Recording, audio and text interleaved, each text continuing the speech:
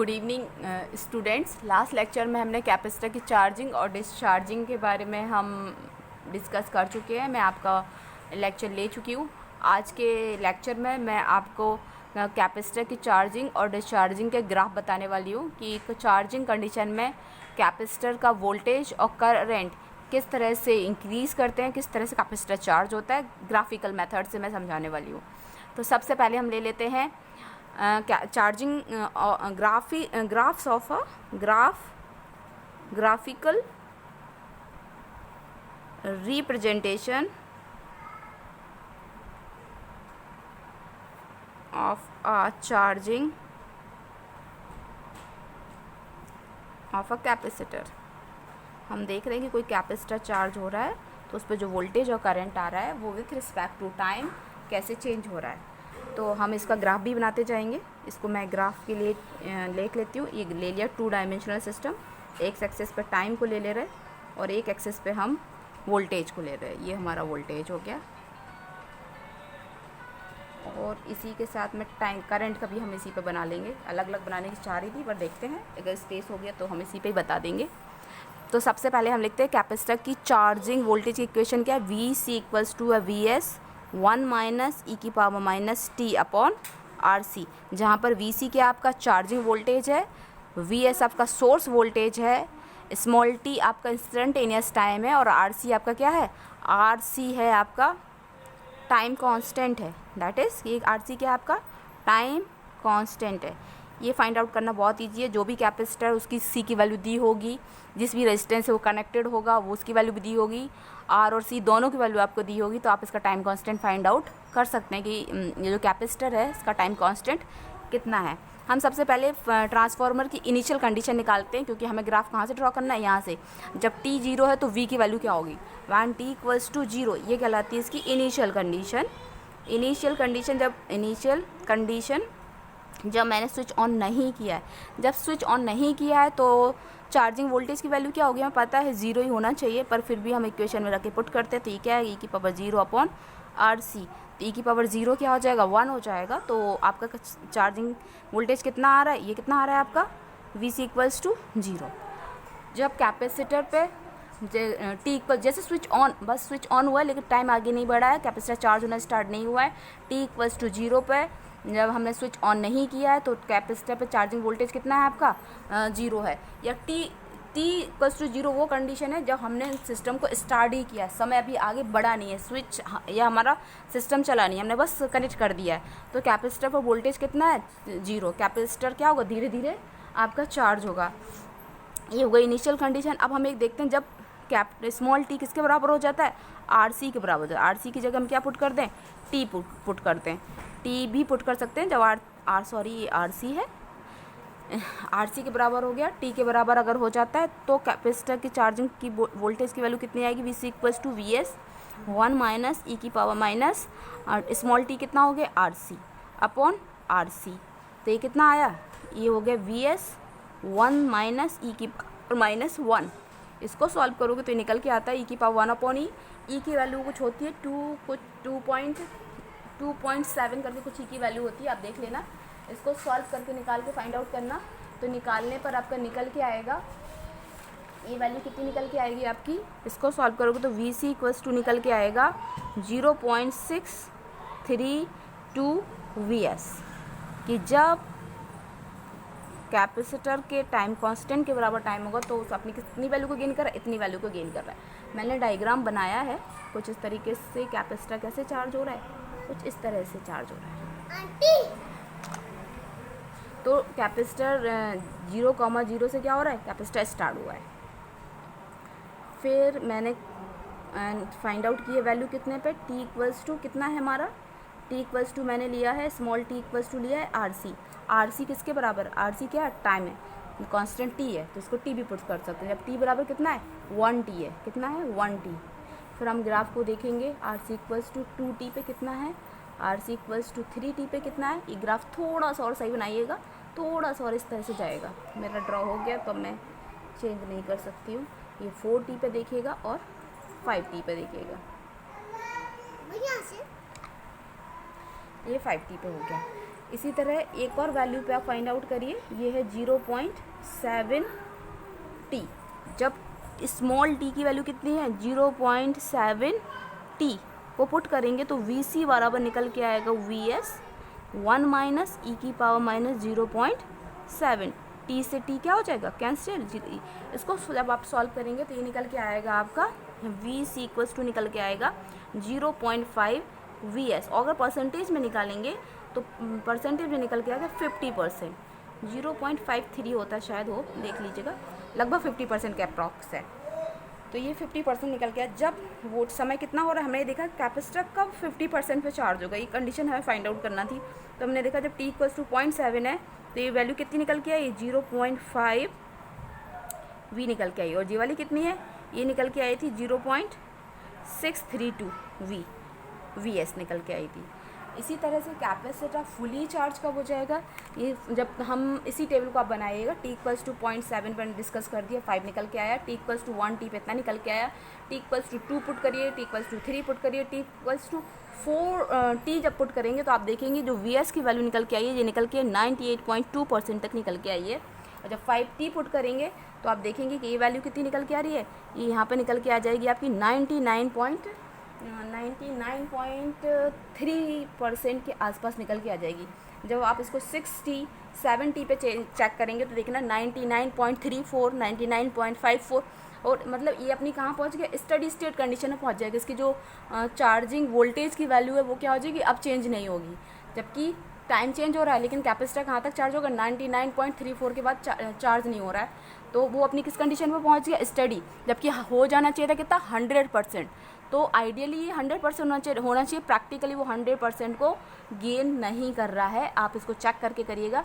तो 5 आपका जो 4t है, 4t के बाद के समय को हम क्या कहते हैं, जब इसकी वैल्यू क्या हो गई है, स्टडी स्टेट कंडीशन में पहुंच गई है, इसमें चेंजेस बहुत कम हो रहा है वैल्यूज़ में, तो हम इस कंडीशन को कहते हैं आपकी, ये एक हो गई स्टडी स्टेट कंडीशन और एक होती है आपकी ट्रांजिएंट कंडीशन। तो जब कैपेसिटर की वैल्यू अपनी स्टडी कंडीशन में पहुंच गई तो उसको इसके बाद की वैल्यू को कहते हैं स्टडी स्टेट कंडीशन। 4t के बाद कैपेसिटर की जो चार्जिंग वोल्टेज है उसमें वैल्यूज़ में कितना अंतर हो रहा है, बहुत कम, इसलिए उसके बाद की कंडीशन को क्या कहते हैं, स्टडी स्टेट कंडीशन। उससे पहले VS की वैल्यू में बहुत तेज़ाई से चेंज हो रहा है तो उसको कहते हैं ट्रांजिएंट। ट्रांजिएंट का मतलब वो समय जब वैल्यू में परिवर्तन की दर क्या है, बहुत चेंज है, वोल्टेज में जो परिवर्तन हो रहा है, या कैपेसिटर जो चार्ज हो रहा है उसकी चार्जिंग रेट कैसी है, हाई है। और उसके 4t के बाद कैपेसिटर की चार्जिंग रेट क्या हो गई, कांस्टेंट की तरफ चला गया, अपनी स्टडी स्टेट कंडीशन की तरफ चला गया। तो 4t एक ऐसा टाइम है जहाँ के बाद कैपेसिटर की चार्जिंग में क्या है, डिजास्टर चेंज आया। 4t के पहले कैपेसिटर बहुत तेज़ाई के साथ रिस्पॉन्स कर रहा था तो उस समय को कहते हैं ट्रांजिएंट पीरियड। और जब उसकी वैल्यू अपनी कांस्टेंट की तरफ चली गई तो उसको कहते हैं स्टडी स्टेट पीरियड। मतलब कैपेसिटर की चार्जिंग को 2 समय में हमें चेंज करते हैं, एक हो गया आपके ट्रांजिएंट पीरियड और एक है आपका स्टडी स्टेट पीरियड। इसके बाद आप इसी तरह कैपेसिटर की करंट की इक्वेशन को भी क्या कर सकते हैं, चेक कर सकते हैं। जब आप ट्रांसफार्मर की करंट को देखेंगे तो मैं यहाँ पर करंट की इक्वेशन भी बना देती हूँ। आप एग्ज़ाम में चाहो तो एक साथ बना सकते हो, एग्ज़ाम में चाहो तो आप अलग अलग भी बना सकते हो। अब हम चेक करते हैं, पहले चेक करते हैं कि जब t बराबर 0 है तो कैपेसिटर कैसे बिहेव करता है। व्हेन t इक्वल्स टू 0 तो कैपेसिटर किस तरीके से रिस्पॉन्स कर रहा है। When t equals to 0 capacitor की चार्जिंग करंट की इक्वेशन क्या होती है, सबसे पहले IC इक्वल्स टू होता है IS e की power minus t upon RC। ये क्या है, ये कैपेसिटर की चार्जिंग करंट की इक्वेशन है जो लास्ट लेक्चर में मैंने आपको बताई थी, आप उसको चेक कर सकते हो। इसके बाद ये रख गई, अब हम पुट करते हैं, अब चेक करते हैं t इक्वल्स टू 0 पर, t इक्वल्स टू 0 पे v पुट करिए तो IC इक्वल्स टू क्या हो जाएगा, IS e की power minus 0 upon RC। e की पावर 0 क्या होता है, 1 होता है। IC इक्वल्स टू क्या आ गया, IS। मतलब जब कैपेसिटर नहीं है तब उसमें क्या हो रहा है, सोर्स के बराबर ही करंट, कैपेसिटर फुली चार्ज के दिख रहा है, सॉरी कैपेसिटर पे करंट की वैल्यू क्या निकल के आ रही है, उसकी जो सोर्स करंट है उसके बराबर करंट फ्लो कैपेसिटर के अंदर दिखा रहा है। इसका मतलब जो कैपेसिटर का ग्राफ ड्रॉ होगा वो उसकी मैक्सिमम, ये करंट है, इस एक्सिस पे करंट को ले लिया है और इस एक्सिस पे किसको ले लिया है, टाइम को ले लिया है। तो जब टाइम 0 है, यहाँ पर 0 है तो करंट कितना है अपनी IS, यहाँ से ड्रॉ होगा सर, करंट इस पॉइंट पे टी क्या है, 0 है, इस पॉइंट पे टी 0 है और करंट क्या है, IS है। तो यहाँ से ग्राफ ड्रॉ होगा। जब इसको ड्रॉ करेंगे तो इस तरीके से ये ड्रॉ करके आएगा, ये इन्फिनिटी तक जा सकता है, ये निकल के आया। इसको आप चेक कर लीजिए। जब आप क्या करेंगे, जब t इक्वल्स टू आप पुट करेंगे, कितना t इक्वल्स टू पुट करिए आप, t1 t equals to small t equals to क्या पुट करें, RC या t, या इसी को क्या लिखा है 1t। तो जब ये पुट करेंगे तो कैपेसिटर चार्जिंग करंट की वैल्यू क्या आ रही है, IS e की power minus RC upon RC से RC कैंसिल, या RC को t भी लिख सकते थे, RC equals to IS e की पावर माइनस 1। तो IC इक्वल्स टू आ गया है IS अपॉन e की वैल्यू 2 पॉइंट कुछ आती है।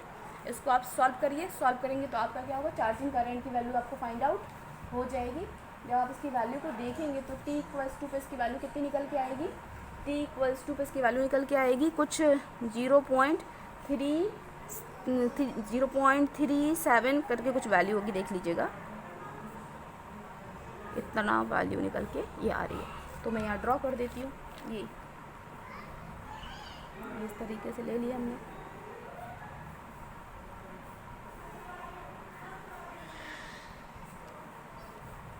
t इक्वल्स टू कितना, ये समय, ये वाला समय लिया मैंने, ये क्या है, t इक्वल्स टू क्या है, RC, ठीक है। इसी t को क्या लिख दिया है, आप चाहो तो इसको t, ये टाइम पीरियड है, RC इक्वल्स टू क्या है, t time constant. RC equal to t put किया तो करंट की वैल्यू कितनी आ रही है आपकी, करंट की वैल्यू आ रही है 0.32, कितना आया है आपका, 0.32 आया है। थोड़ा सा ग्राफ सही नहीं बना, देख लीजिएगा, आप जब ड्रॉ करें तो सही से पुट करिएगा। ऐसे ही जब एक और वैल्यू पर चेक करके देख लीजिए, एक और वैल्यू पर आप चेक करेंगे, ये तो हो गया, आप t इक्वल्स टू 0.7t पर चेक करिए तो आपकी चार्जिंग की वैल्यू लगभग निकल के आना चाहिए, मुझे लगता है ये आएगी आपकी 50 के अप्रॉक्स आएगी, 50%, मतलब 0.5 s के आसपास आना चाहिए, मतलब 50% के अप्रॉक्स आना चाहिए, क्योंकि हम 50% की वैल्यू भी देख रहे हैं। जब 0.7t है तो जो करंट की वैल्यू निकल रही है, ये अब मेरा ग्राफ क्या हो गया, गड़बड़ हो गया, जबकि ये वाला टाइम आएगा यहाँ कहीं, तो आप देख लीजिएगा, ये देखो यहाँ कट कर रहा था, ये मुझे यहाँ ड्रॉ करना चाहिए था, ये था 0.32, और ये वाला ग्राफ कहाँ कट कर रहा है, ये यहाँ कट कर रहा है, तो ये हो गया आपका 0.5, सही ड्रॉ करिएगा, ठीक है। ये यहाँ कट कर रहा था t इक्वल टू 7 पे, तो ये आ गई थी 0.32 वैल्यू, और 7 पे ग्राफ यहाँ कट कर, गलती है, यहाँ कट कर रहा है, तो ये हो गई आपकी 0.72 वैल्यू। ग्राफ ड्रॉ करके देख लीजिएगा।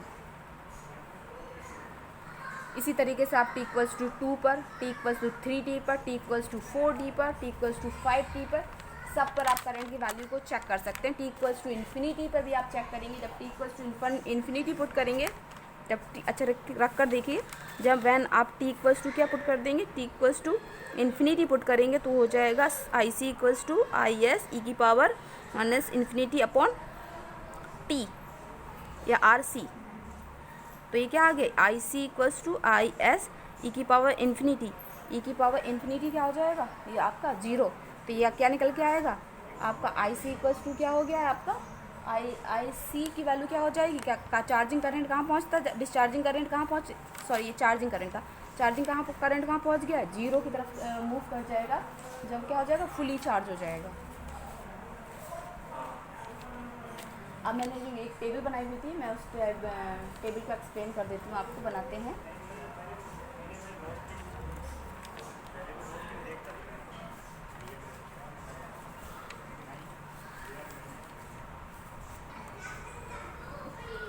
ये मैंने एक टेबल बनाई है, यहाँ पर ले लीजिए आप टाइम कांस्टेंट,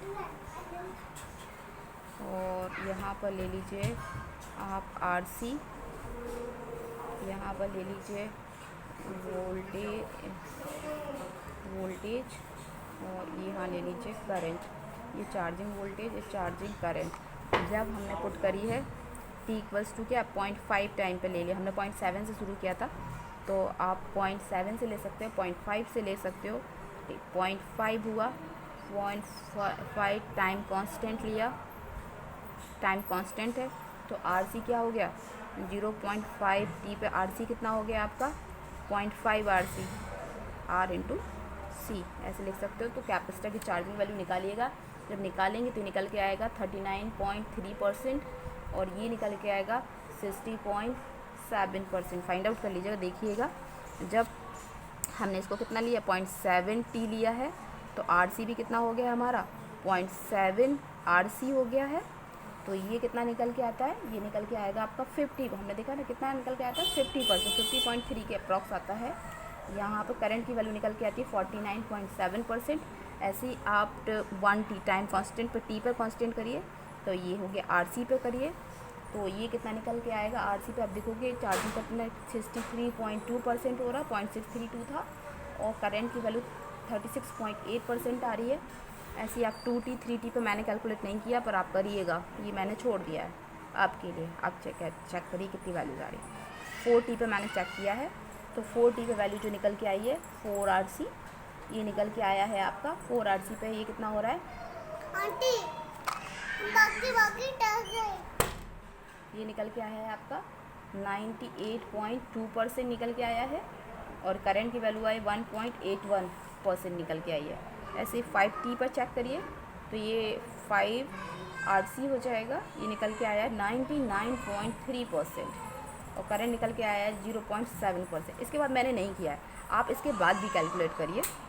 इसके बाद आएगा 60, इसके बाद आएगा 70।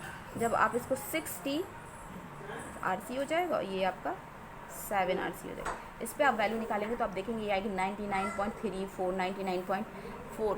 उसके बाद वैल्यूज़ क्या हो जाएंगी स्टडी स्टेट कंडीशन में पहुंच जाएंगी। करंट भी कहाँ अपनी मैक्सिमम जीरो की तरफ जा रहा है, करंट भी कहाँ पहुंचता जा रहा है धीरे धीरे। जो ये चार्जिंग करंट है, इस चार्जिंग करंट की वैल्यू भी धीरे धीरे क्या हो रही है कम होती जा रही है। जैसे जैसे कैपेसिटर चार्ज होता जा रहा है वैसे वैसे चार्जिंग करंट की वैल्यू क्या होती जा रही है कम होती जा रही है। ऐसी ग्राफ में देखिए, जब कैपेसिटर स्टार्टिंग में था, जब t बराबर 0 था तो करंट क्या था मैक्सिमम वैल्यू पे था। जैसे जैसे कैपेसिटर चार्ज होते जा रहे हैं, ग्राफ देखिए, वोल्टेज की वैल्यू जैसे जैसे बढ़ती जा रही है वैसे वैसे ही करंट की वैल्यू क्या होती जा रही है कम होती जा रही है। यहाँ पे हम देख रहे हैं कि वोल्टेज अपनी मैक्सिमम वैल्यू पे पहुँच गया, लगभग 99 पॉइंट पे पहुँच गया, तो करंट अपनी मिनिमम वैल्यू पे पहुँच गया। धीरे धीरे करंट की वैल्यू कहाँ टेंड कर रही है 0 की तरफ जाती जा रही है। जैसे कैपेसिटर चार्ज हो जाएगा तो हम मानेंगे जो कैपेसिटर है उसको बिल्कुल भी आपका क्या कर रहा है करंट फ्लो नहीं कर रहा है। तो हम ये देख रहे हैं कि after period of 4t times, after the period of 4t constant, the capacitor in the RC circuit is virtually fully charge. इस कंडीशन को कहते हैं जब कैपेसिटर पे 99.32% चार्ज आ गया 4t टाइम के बाद, तो ये कंडीशन जो ये कहलाती है आपकी वर्चुअली चार्ज। क्योंकि हम ये मान रहे हैं कि कैपेसिटर कैसा होना चाहिए 100% चार्ज होना चाहिए, लेकिन कैपेसिटर 100% नहीं हो रहा है। इसके बाद उसकी वैल्यू क्या हो जा रही है स्टडी स्टेट हो जा रही है। तो इसी को कहते हैं कैपेसिटर फुली चार्ज हो गया जब वो 99.8 पर है, 99.34 पर है। तो ये इसकी क्या है स्टडी स्टेट कंडीशन, इसी को कहते हैं वर्चुअली फुली चार्ज। और ये जो पीरियड है वो आपका क्या पीरियड कहलाता है स्टडी स्टेट पॉइंट कहलाता है। ये मैंने कोशिश करी है कि शायद आपको समझ में आए, एक्सप्लेन भी पूरा करने की कोशिश करिए, पर फिर भी अगर आपको इसमें कोई डाउट है तो आप प्लीज़ मुझे कमेंट्स बॉक्स में बताइएगा कि कोई डाउट है तो बताइए। पूरी टेबल मैंने इसलिए ली है ताकि आप देख सकें और उसी टाइम के हिसाब से इसको ड्रॉ कर सकें कि 0.7 आप मैंने 0.7 से ड्रॉ किया, आप चाहो तो इसको 0.5 से ड्रॉ करो। जब आपकी समय कितना t = 0.5t है, 0.5t है तो वोल्टेज की वैल्यू क्या है और करंट की वैल्यू क्या है। आप देखेंगे जब वोल्टेज की वैल्यू कम है लेकिन करंट अपनी maximum at the time of charging, जब कैपेसिटर चार्ज होना स्टार्ट करता है तो उस पर जो वोल्टेज है वो धीरे धीरे इंक्रीज़ करता है, लेकिन जो करंट है जैसे जैसे कैपेसिटर चार्ज होता जाता है उसके चार्जिंग करंट की वैल्यू क्या होती जाती है कम होती जाती है। जैसे कैपेसिटर फुली चार्ज हो जाएगा करंट अपनी मिनिमम वैल्यू पे हम होगा। आइडियली देखा जाए तो करंट को कहाँ पहुँच जाना चाहिए 0 पे पहुँच जाना चाहिए जब कैपेसिटर फुल चार्ज हो जाए। ठीक है, ये चार्जिंग ऑफ कैपेसिटर मैंने एक्सप्लेन किया। इसमें कोई भी डाउट हो तो प्लीज़ पूछिए। आप लोग बिल्कुल भी डाउट नहीं पूछते हैं तो मुझे वीडियो बनाने में उतना मज़ा नहीं आता है। अगर आप डाउट पूछेंगे उतना ही मुझे आपको पढ़ाने में भी अच्छा लगेगा, इसलिए प्लीज़ अपने रिएक्शन ज़रूर दीजिए। अगर आपको अच्छा लगता है अच्छा बताइए, आपको बुरा लगता है तो आप बुरा बताइए। इसके बाद नेक्स्ट टॉपिक है हमारा नेक्स्ट मैं डायग्राम लेने वाली हूँ discharging of a capacitor. Next है graph of discharging of capacitor. अब मैं इसमें ज़्यादा समय नहीं लूँगी, आपको बहुत जल्दी समझाऊंगी। चार्जिंग में समझाने में थोड़ा सा समय ज़्यादा लग गया है, इसमें तो आपको समझ में आ ही जाएगा। सारा प्रोसेस सेम फॉलो करना है जैसा मैंने उसमें रखी थी। टी की वैल्यू 0.7 पे लिया था मैंने, टी पर लिया था, 1 टी पे लिया था, 2 टी पे लिया था, 3 टी पे लिया था, 4 टी पे लिया था, 5 टी पे लिया था, 6 टी पे लिया, 7 टी पे लिया।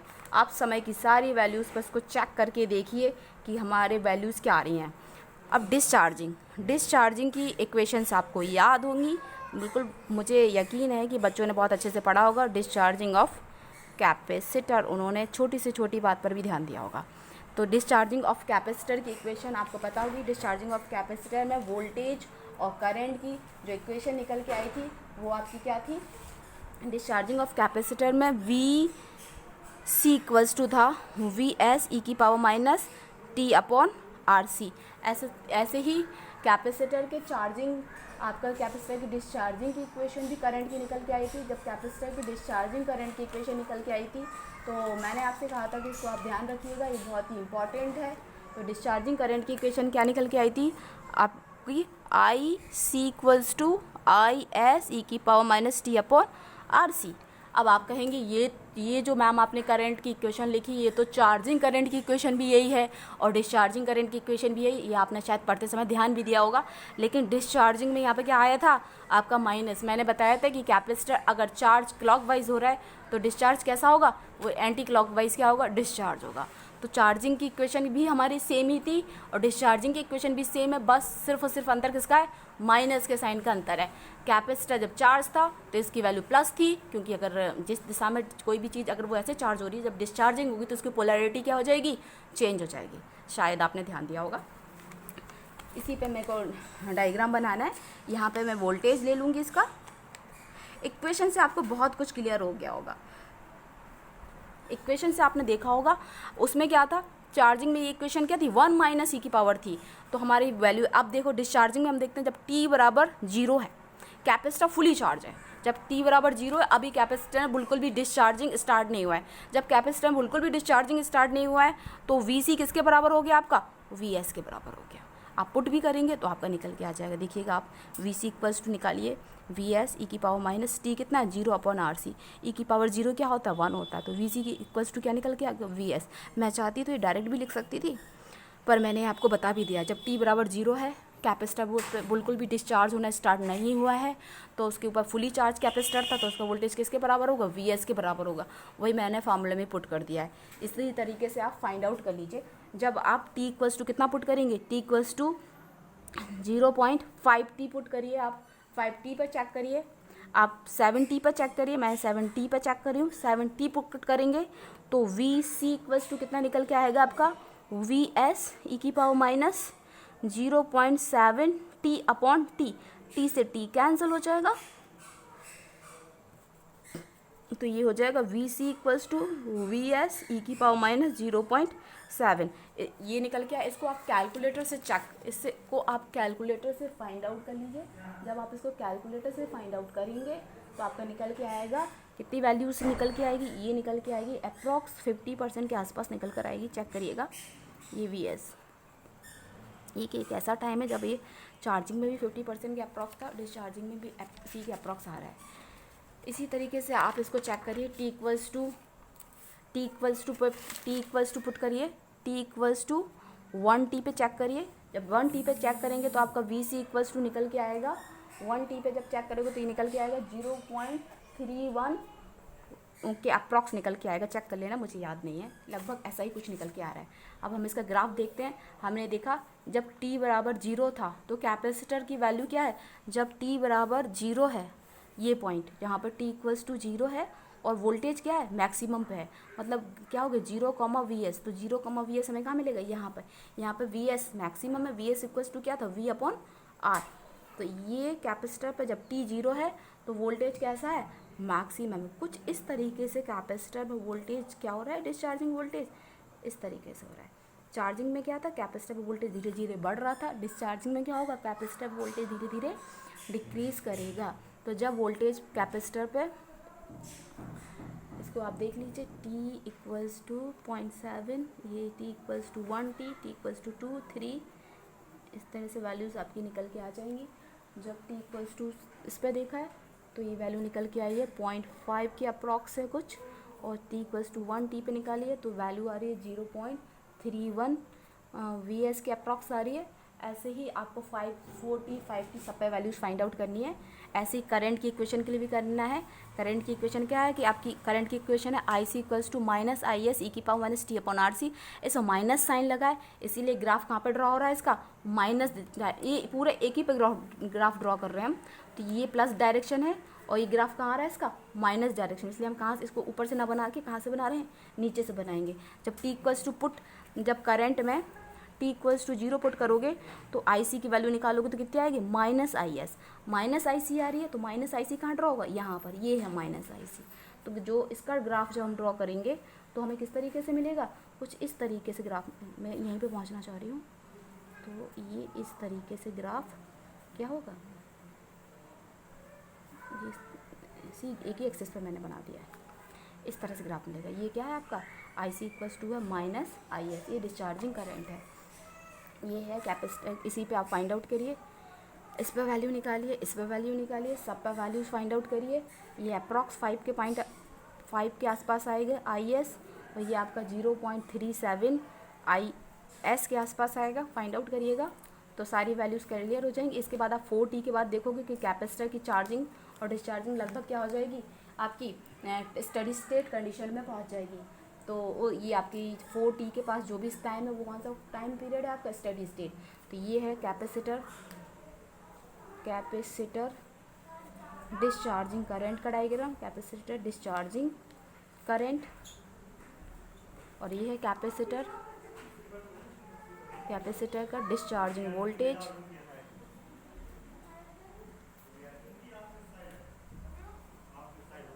और ये कंडीशन है जबकि कैपेसिटर फुली क्या हो गया, डिस्चार्ज हो गया। कैपेसिटर फुली डिस्चार्ज,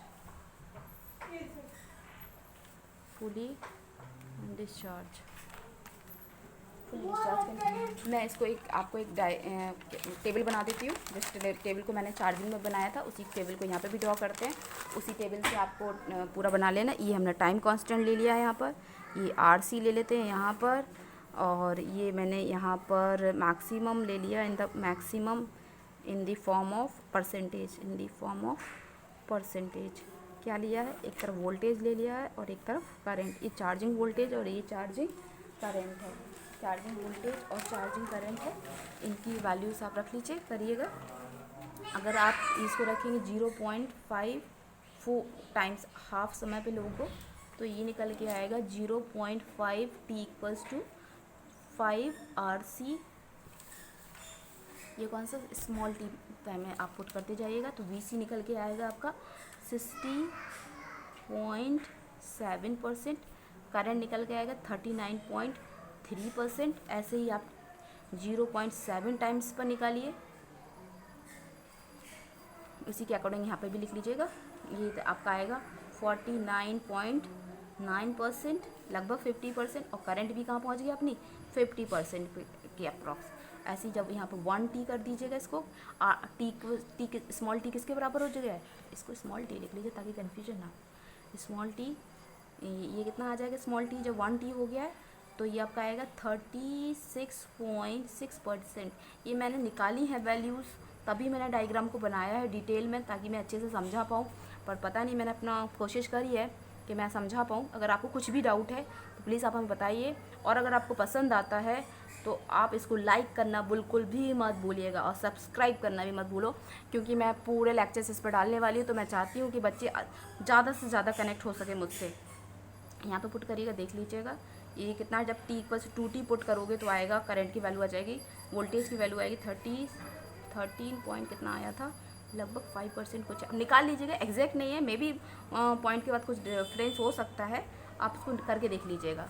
वैल्यूज़ बस यही, यानी लगभग मैं ये बताना चाह रही हूँ कि किस तरीके से डिस्चार्जिंग में वोल्टेज की वैल्यू क्या हो रही है, कैपेसिटर धीरे धीरे डिस्चार्ज हो रहा है, लेकिन करंट की वैल्यू क्या हो रही है, धीरे धीरे बढ़ रही है। जब कैपेसिटर जैसे जैसे डिस्चार्ज होने लगता है तो उसमें करंट, जो डिस्चार्जिंग करंट है उसकी वैल्यू क्या हो रही है, रैपिडली इंक्रीज़ होती जाती है। और जब कैपेसिटर चार्ज होता है तो जस्ट इसका उल्टा होता है, कैपेसिटर करंट की वैल्यू क्या हो, वोल्टेज बढ़ता जाता है, करंट की वैल्यू क्या होती जाती है, कम होती जाती है। और डिस्चार्जिंग में आप देख रहे हो जैसे जैसे वोल्टेज कम होता जा रहा है, कैपेसिटर डिस्चार्ज होता जा रहा है, तो उसकी डिस्चार्जिंग करंट की वैल्यू क्या होती जा रही है, उसकी रेशियो में बढ़ती जा रही है। जैसे वो डिस्चार्ज हो जाए, करंट और अपनी वैल्यू पे पहुंचता जा रहा है। इसी चीज़ को आपको ध्यान रखना है, डायग्राम बना, ऐसे t=3t पे भी निकालिएगा, t=4t पे मैं लिख देती हूँ, इंपॉर्टेंट है क्योंकि 4t के बाद मैं ये देख रही हूँ कि जो इस पर टाइम है वो ट्रांजिएंट की तरफ जा रहा है, 5t पे भी ट्रांजिएंट है, तो आपको एग्जाम में ये इस ट्रांजिएंट पीरियड और स्टडी स्टेट पीरियड को ज़रूर बताना है। 4t से पहले का जो टाइम है वो आपका ट्रांजिएंट पीरियड है, उसमें वेरिएशन बहुत हाई है, और ये 4t के बाद का जो टाइम पीरियड है वो आपका स्टडी स्टेट पॉइंट है। इसके बाद जो वेरिएशन है वो इतने फास्ट नहीं है। 4t पे आप देखेंगे तो वोल्टेज कहाँ पहुँच जाता है, 1.8 पे पहुँच गया, इतना डिक्रीज़ हो गया, और करंट जो है वो अपनी 98.2% वैल्यू पे पहुँच गया। 5t पे चेक करोगे तो वोल्टेज 0.7 पे आ गया, फुली कैपेसिटर डिस्चार्ज हो गया लगभग, और ये करंट अपनी 99.3 वैल्यू पे पहुंच गया। अब इसके आगे आप निकालोगे तो वैल्यू देखना, स्टेडी स्टेट एकदम कांस्टेंट की तरह वेव करेंगी, 100% नहीं होगा। तो ये कैपेसिटर क्या हो गया, फुली डिस्चार्ज कंडीशन में आ गया है। अगर आपको मेरा ये लेक्चर पसंद आया है तो प्लीज़ इसको सब लाइक करिए ताकि मुझे समझ में आ सके कि आप कितना समझ रहे हो। कमेंट्स बॉक्स में अपनी क्वेरी बताइए, जितना भी आपको कहीं पे भी कोई डाउट है तो उस डाउट को क्लियर करिए। और कैपेसिटर की चार्जिंग और डिस्चार्जिंग के डायग्राम को बहुत अच्छे से समझिए, क्योंकि मुझे लगता है अगर आपको कैपेसिटर की चार्जिंग और डिस्चार्जिंग की इक्वेशंस अगर क्लियर हो गई हैं तो आप उसका डायग्राम ग्राफ जो है चार्जिंग वोल्टेज और चार्जिंग करंट या डिस्चार्जिंग वोल्टेज डिस्चार्जिंग करंट का डायग्राम का ग्राफ आप कभी आपको रटने की ज़रूरत ही नहीं पड़ेगी। आपको ऐसे ही कभी भी किसी भी टाइम पे अगर कोई आपसे कहेगा तो आप उसको इजीली एक्सप्लेन कर पाएंगे।